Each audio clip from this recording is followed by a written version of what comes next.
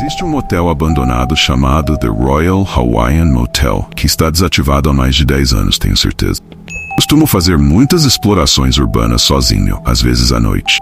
Royal Hawaiian Motel fica em Baker, Califórnia, e durante o dia é insuportavelmente quente, muito quente para andar com minha mochila.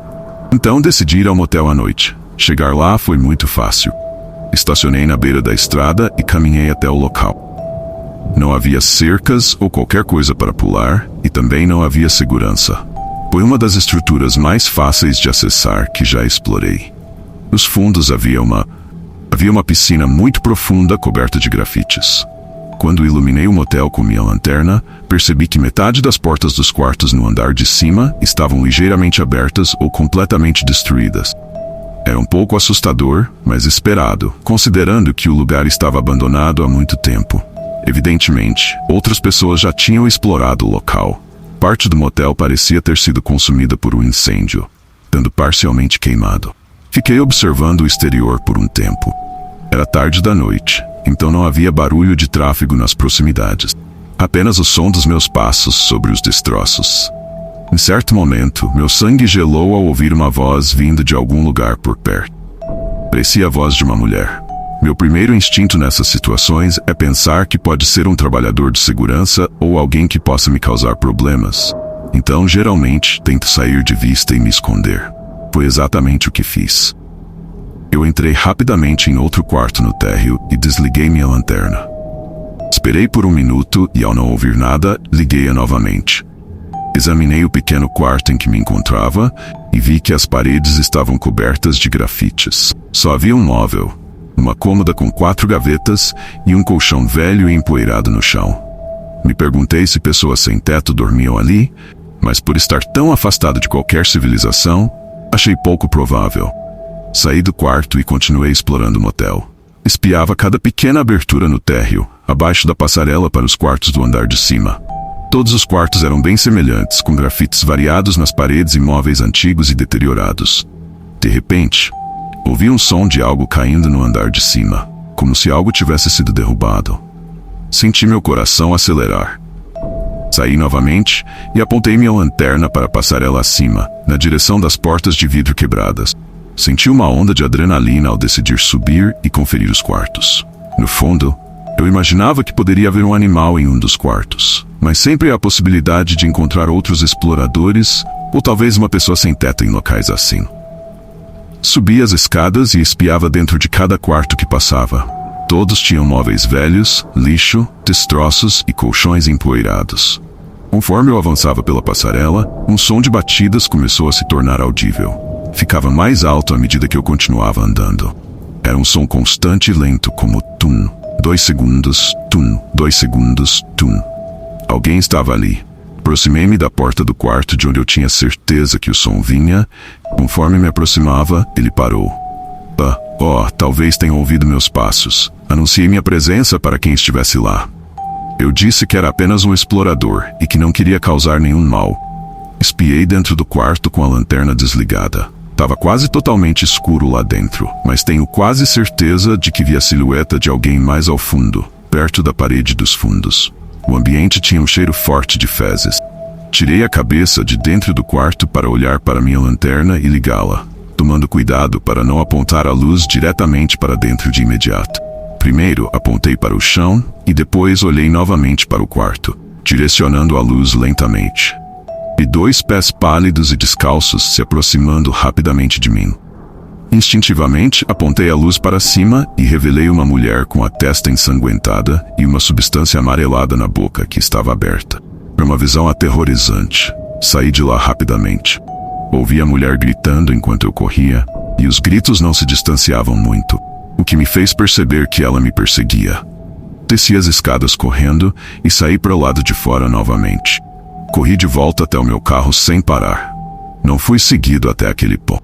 Liguei para um bom amigo meu, George, que também é interessado em exploração urbana. Eu o convidei originalmente para vir comigo a esse lugar, mas ele não pôde. Expliquei a ele o que havia acontecido. Chegamos a uma conclusão estranha e perturbadora de que os sons que eu ouvia eram da mulher batendo a cabeça na parede, o que explicava a condição sangrenta de sua testa. Ela estava tão ensanguentada.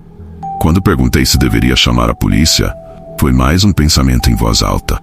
Ele disse que definitivamente não, pois isso implicaria invasão. Então, dirigi pela área próxima ao Taco Bell e às poucas lojas locais, procurando um telefone público para fazer uma ligação anônima à polícia sobre aquela mulher perigosa e perturbada. Mas os telefones públicos são coisa do passado, então foi um esforço sem sentido. Optei por ligar para o número não emergencial e informar sobre a mulher transtornada, deixando claro que não fui eu quem a encontrou. Ouvi dizer que outra pessoa havia se deparado com ela.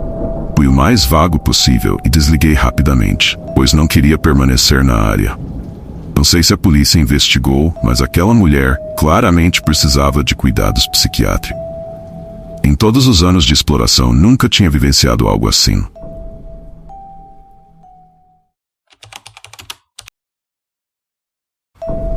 Há alguns anos, morava em uma pequena cidade quando minha família decidiu nos mudar para longe de toda a confusão. Enquanto meus pais estavam fora escolhendo casas, convidei meu amigo e chamei meus primos para uma pequena viagem de carro. O lugar que eu queria visitar era praticamente proibido, mas éramos aventureiros e queríamos vivenciar algo assustador. Escolhemos um local a 2 a 3 horas de distância chamado Bryce Hospital, um lugar que supostamente era assombrado devido à sua história. Era uma instalação psiquiátrica onde mantinham pessoas com problemas mentais, e havia rumores sobre maus tratos e tortura aos pacientes. Com o declínio da população, eventualmente fechou ao longo dos anos, e o prédio começou a se deteriorar e ser tomado pela natureza. Decidimos sair por volta das 23 horas para chegar lá por volta das 2 horas da manhã. A viagem de carro foi bem divertida e estávamos todos muito empolgados para ver o que encontraríamos lá. A primeira coisa que notei foram pentagramas pintados em todas as paredes. Continuamos avançando e subimos as escadas, que foi bastante difícil, porque estavam quase destruídas. Subimos por uma escada e chegamos ao que restava do telhado. Olhamos ao redor e vimos uma luz na frente do prédio. Parecia ser de um celular. Chamamos, mas ninguém respondeu, e a luz desapareceu tão rápido quanto apareceu. Meu primo nos orientou a segui-lo até outra sala para garantir nossa segurança. Mas eu tinha um pressentimento ruim. Me distraí e entrei em outra sala ao lado da que eles estavam. Explorei o local e vi colchões velhos e mais grafites. Ouvi meus primos conversando quando de repente ouvi um som fraco, como se alguém tivesse jogado uma pedra na janela da sala em que eu estava. Não dei importância e continuei explorando. Depois me reuni com meus primos e meu amigo. Decidimos prosseguir. Descemos para o porão para explorar. Ao chegarmos lá embaixo, precisamos fazer uma pausa devido às escadas destruídas que dificultavam o acesso ao fundo. Sentamos para recuperar o fôlego até ouvirmos uma voz vinda do fundo da sala. Todos nós congelamos, olhando uns para os outros. Eu estava com muito medo de me mover, com medo de que algo que estivesse lá dentro viesse atrás de mim. Meu primo foi devagar até lá atrás e iluminou com sua lanterna. Quando a luz alcançou a outra extremidade da sala, ele avistou alguém agachado, olhando para a parede. Meu primo começou a retroceder lentamente com a luz ainda sobre a figura. Ao retornar para onde estávamos, ele nos ajudou a sair e começou a se puxar para fora. Quando estávamos seguros do lado de fora, ele perguntou ao homem se estava tudo bem. O homem virou-se e encarou-nos fixamente. Houve um momento de silêncio antes que ele soltasse gritos selvagens e corresse na nossa direção. Todos começamos a gritar e correr sem rumo, sem saber para onde ir, mas acabamos nas matas atrás do prédio. Lembro-me de correr e gritar ao ouvir o homem logo atrás de mim. Meus primos estavam bem à frente e vi a luz das suas lanternas se afastando lentamente. Corri entre as árvores até que meu corpo inteiro começou a doer. Finalmente os alcancei numa clareira. Encontramos uma trilha e começamos a tentar encontrar o caminho de volta para o carro, mas acabamos seguindo na direção errada por uma hora. Decidimos então voltar e tentar o outro caminho. Foi uma volta exaustiva, mas finalmente avistamos o prédio novamente e suspiramos aliviados, sabendo que não estávamos longe do carro. Ao nos aproximarmos do veículo, ouvimos barulho vindo de um dos arbustos próximos ao prédio, e como antes, uma pedra voou e atingiu meu amigo. Vimos o homem emergir do arbusto e tivemos que correr para o carro. Enquanto fugíamos, o homem estava a uma distância razoável atrás de nós, que nos permitiu abrir as portas e trancá-las. Assim que entramos no carro e ligamos o motor, os faróis se acenderam, iluminando um homem correndo em nossa direção. Ele começou a bater nas janelas com uma garrafa de vidro. Colocamos o carro em movimento e saímos rapidamente. Durante todo o trajeto de volta para casa, permanecemos em silêncio. Acho que todos nós sentimos o mesmo choque. Meu corpo tremia. Depois daquela noite, perdemos completamente o interesse em explorar áreas urbanas.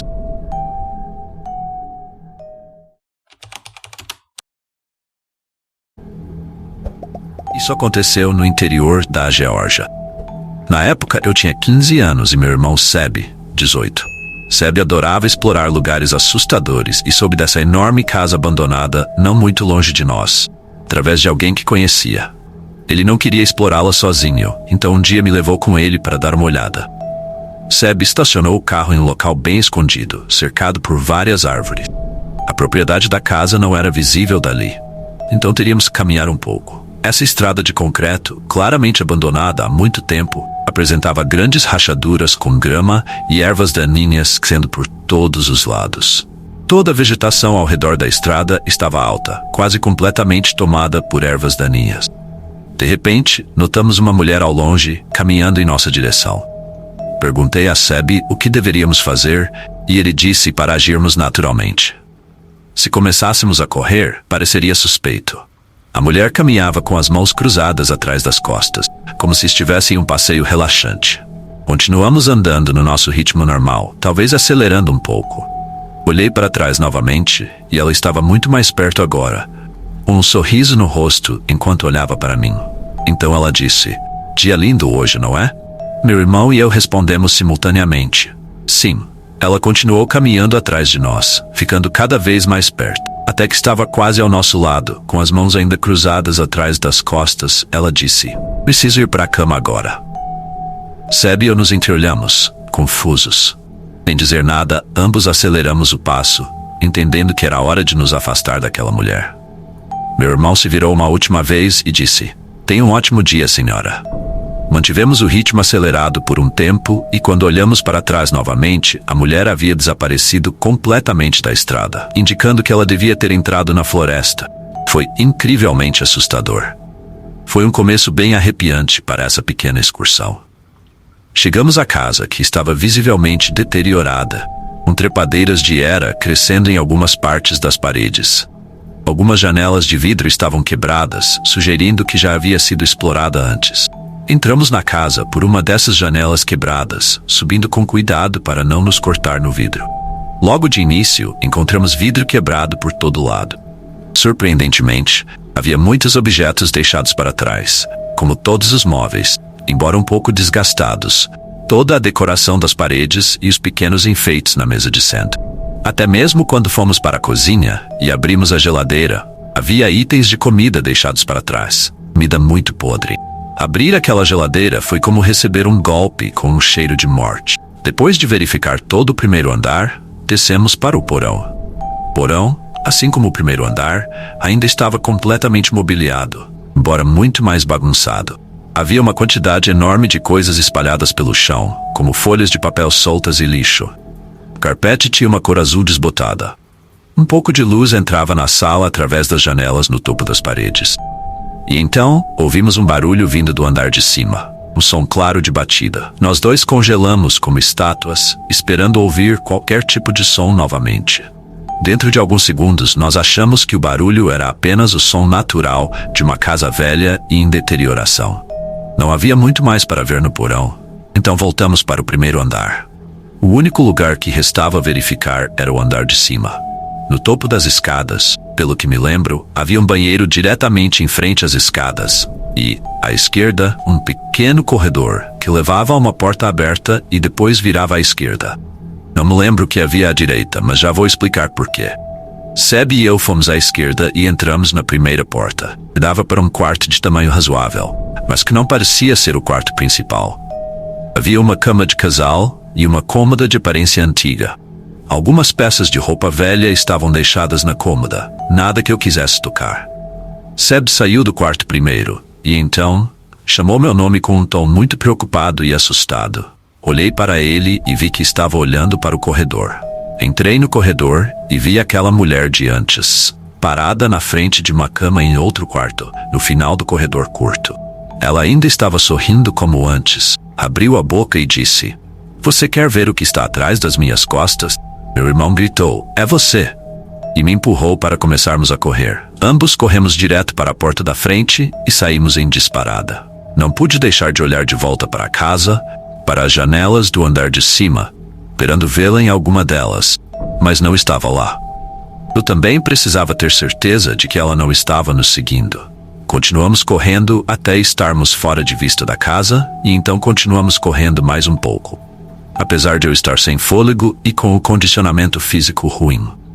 Quando finalmente voltamos ao carro, quase vomitei de exaustão. Entramos no carro e Seb nos levou para casa. Durante toda a viagem, não conseguíamos parar de especular sobre o que acabara de acontecer.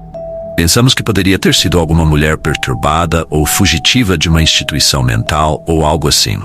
Talvez ela estivesse morando naquela casa abandonada, mas mesmo tentando explicar tudo isso, a grande questão é: o que ela tinha escondido atrás das costas o tempo todo que estava nos seguindo? São tantas perguntas que nunca serão respondidas.